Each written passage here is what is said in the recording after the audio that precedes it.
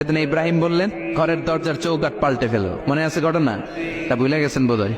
তালাক দিয়ে দিলেন বিবিকে। নতুন সংসার শুরু হলো। আরেকটা বংশীয় নেককার মেয়েকে বিয়ে করলেন। 3 বছর পর সৈয়দনা ইব্রাহিম আবার বেড়াতে আসলেন। আজকেও সৈয়দনা ইসমাইল বাসায় নাই। সৈয়দনা ইব্রাহিম সালাম দিলেন, আসসালামু আলাইক।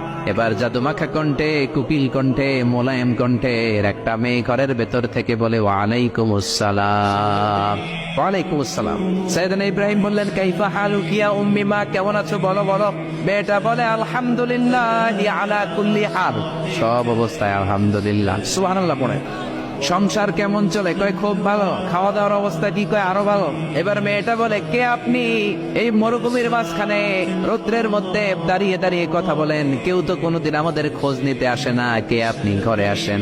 সৈয়দনা ইব্রাহিম বলে, না, আমার পরিচয় দিব না, ঘরেও আসবো না। মেয়েটা বলে, আপনি যদি ঘরে না আসেন আমি কিন্তু রাগ করবো।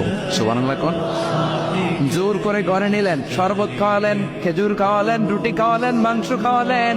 সৈয়দনা ইব্রাহিমও চোখের পানি ছেড়ে দোয়া করলেন, ও মিয়া এটাও মাইয়া আগেরটাও। আহা, বেশ কো আসরা নাই। সৈয়দনা ইব্রাহিম মাথায় হাত বুলিয়ে দিয়ে দোয়া করলেন আর বললেন, ইদা জা সাউজুক মিনাল গাবা, তোমার স্বামী যখন বন থেকে ফিরে আসবে, ফাকরাই আলাইহিস সালাম, তোমার স্বামীর একটা সালাম দিবা। ওয়া মুরিহি আন ইউসবিতা আতাবাতা বাবিহি, আর বলবা ঘরের দরজার নতুন চৌকাঠ যেন জীবনেও না পাল্টায়।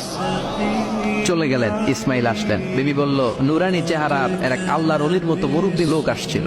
মুরব্বী আসছে শুনে ইসমাইল তো ভয় পেয়ে গেলেন। কিরে, আগে তো একটা ঘটনা ঘটছে, ঠিক কিনা? কেমন আচরণ করেছিস বল।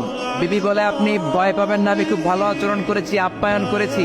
তিনিও খুশি হয়ে আমার মাথায় হাত বুলিয়ে দোয়া করে দিয়েছেন আর বলেছেন, ঘরের দরজার নতুন চৌকাঠ যেন জীবনেও আপনি না পাল্টান। সুবহানাল্লাহ। সৈয়দনা ইসমাইল বিবিকে জড়িয়ে ধরলেন। বিবিকে জড়িয়ে ধরে বললেন, ও বিবি, তুই তো পরীক্ষায় গোল্ডেন A+। যেই মুরব্বী লোকটা এসেছিল সাধারণ কোনো মানুষ নয়, তোমার শ্বশুর আমার বাবা ইব্রাহিম খালিল। আমার বাবা যেই কথা বলে গিয়েছেন, যে ইঙ্গিত দিয়েছেন, এটা তো গ্রিন সিগন্যাল। আমার বাবা বলেছেন, তোমার যেন কোনোদিন তাওয়াক না দেই, তোমার যেন ছেড়ে না দেই। এই যে তোমার হাতটা দুনিয়ার বুকে ধরলাম, জান্নাতে যেন তোমার হাত ধরেই দুজনে জান্নাতে ঢুকে যায়। এজন্য বাবা মায়ের দোয়ার দরকার আছে না নাই?